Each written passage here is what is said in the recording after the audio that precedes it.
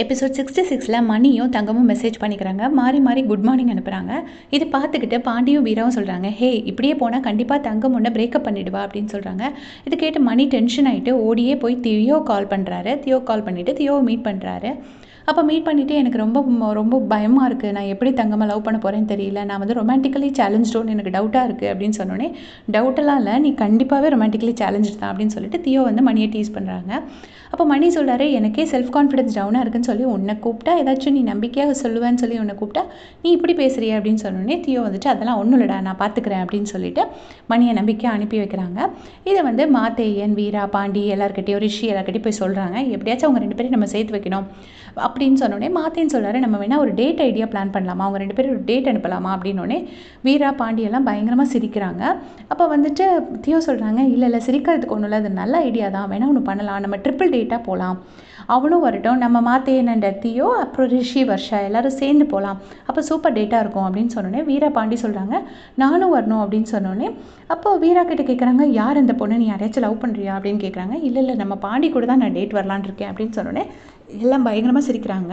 உடனே தியோ போயிட்டு ரங்கன் சாரை கூப்பிட்டு குவாட்ரிபிள் டேட் மாதிரி போகலாம், நீங்களும் வாங்க சார் அப்படின்னோடனே நீ போ வேலையை பாரு அப்படின்னு சொல்லி ரங்கன் வந்து சிரிச்சுக்கிட்டே அனுப்பி வைக்கிறாரு.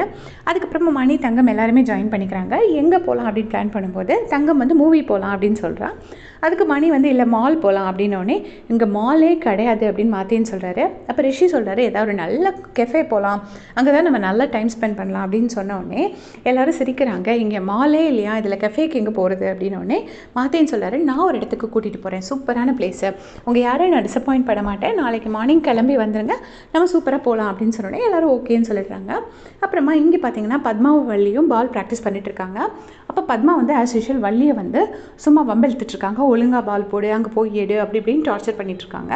இங்கே பார்த்தீங்கன்னா கல்யாணி எல்லோரும் பேசும்போது கல்யாணி வந்து தங்கத்தை பற்றி சொல்கிறாங்க, ஹே நான் உன்னை என்னவோ நினச்சேன், நீ சூப்பராக விளையாண்ட, இன்னும் கொஞ்சம் ரன்ஸ் மட்டும் ஸ்கோர் பண்ணி தான் நம்ம கடைசி மேட்சும் வின் பண்ணியிருக்கலாம் அப்படின்னு சொல்லிட்டு பேசுகிறாங்க. இது கேட்டுட்டு பத்மா வந்து தேவையில்லாமல் சண்டைக்கு வராங்க. நான் ரன் அடிக்காதனால தான் தோத்தோன்னு குத்தி காட்டுறீங்களா அப்படி இப்படின்னு சொல்லிட்டு தேவையில்லாமல் சண்டை போடுறாங்க. அப்போ கல்யாணி சொல்லுவாங்க, நான் அப்படிலாம் சொல்ல வரல, நீ ரீசெண்டாக கொஞ்சம் கேர்லெஸ்ஸாக இருக்கேன்னு மட்டும் தான் சொன்னேன் அப்படின்னு சொன்னோன்னே பத்மா வந்து எல்லாரும் சொன்னால் பரவாயில்ல, கல்யாணி நீயே சொல்லிட்டல அப்படின்னு சொல்லிட்டு அழுதுகிட்டே அந்த இடத்த விட்டு ஓடுறாங்க. அப்போ லாரா சொல்கிறாங்க, பத்மா சீனியர் வர ரொம்ப இரிட்டேட்டிங்காக இருக்காங்க, எப்போ பார்த்தாலும் வந்து சண்டைக்கு இழுக்கிறாங்க அப்படின்னு சொல்கிறாங்க. அதுக்கு வந்து தங்கமும் ஆமாம் அவங்கக்கிட்ட போய் பேசவே முடியல அப்படின்னு சொன்னோன்னே தியோ சொல்கிறாங்க, ஒருவேளை நம்ம மிஸ்டேக்காக கூட இருக்கலாம்ல, நம்ம அவளை கூப்பிட்டு வச்சு உனக்கு என்ன பிரச்சனைன்னு கேட்கவே இல்லை அப்படின்னு சொல்லிட்டு தியோ சொல்கிறாங்க. அதுக்கு அடுத்த நாள் காலையில் எல்லாருமே பேசிகிட்டு இருக்கும் போது பத்மாவை காணுமே, மார்னிங்கே கிளம்பி வந்தாலே எங்கே போனா அப்படின்னு சொல்லி இவங்க எல்லோரும் தேடிட்டுருக்காங்க. அப்போ தான் தெரிய வருது, பத்மா வந்து ருக்மிணி மேம் கிட்ட போய்ட்டு டிசி கேட்குறாங்க. இங்கே எல்லோரும் என்னை கார்னர் பண்ணுறாங்க, எல்லோரும் என்னை வந்து ரொம்ப இழிவாக பேசுகிறாங்க, இவங்களால நான் கிரிக்கெட்டே வெறுத்துடணும்னு எனக்கு பயமாக இருக்குது, ஸோ எனக்கு டிசி கொடுத்துருங்க அப்படின்னு சொன்னோன்னே ருக்மிணி மேம் வந்து நீ கொஞ்சம் டைம் எடுத்துக்கோ, பிரேக் எடுத்துக்கோ, நான் உனக்கு எல்லா சப்போர்ட்டும் பண்ணுறேன், எல்லாருக்கிட்டையும் பேசுகிறேன் அப்படி இப்படின்னு சொல்லி எல்லாமோ பேசி பார்க்குறாங்க. பட் பத்மா பிடிச்ச பிடியில கரெக்டாக இருக்காங்க, நான் டிசி வேணும் அப்படின்றாங்க. உடனே ருக்மிணி மேமும் ஓகேன்னு சொல்கிறாங்க. ஓகேன்னு சொல்லிட்டு ரங்கனை கூப்பிட்டு இந்த விஷயத்த சொல்கிறாங்க. அப்போ ரங்கன் வந்து இதை என்கிட்ட சொல்லியிருக்கலாமே அப்படின்னு சொல்லும்போது, இல்லை அவள் முடிவு பண்ணிட்டா, இனிமேல் நம்ம சொல்லி அவள் கேட்க மாட்டா அப்படின்னு சொல்லிட்டு சொல்கிறாங்க.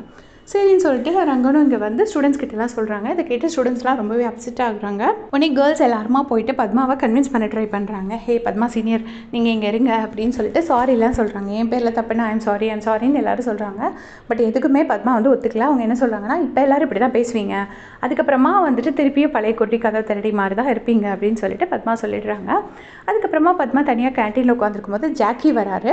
ஜாக்கி வந்துட்டு ஹே எனக்காகவாது போகாது அப்படின்னு சொன்னோன்னே, ஒரு மொமெண்ட் நம்ம 2 பேத்துக்கும் நடந்துச்சு, அதை வச்சுட்டு நீ பாய் ஃப்ரெண்ட் மாதிரிலாம் உரிமை எடுத்துக்கிட்டு வராத, நான் போகணுன்னு முடிவு பண்ணிட்டேன் அப்படின்னு சொல்லிட்டு ஜாக்கி கிட்ட மூஞ்சல் அடிச்ச மாதிரி சொல்லிட்டு அந்த இடத்த விட்டு கிளம்பிடுறாங்க. அதோட இந்த எபிசோட் முடிச்சிருக்காங்க. அடுத்த எபிசோடில் மீட் பண்ணலாம். தேங்க்ஸ் ஃபார் வாட்சிங்.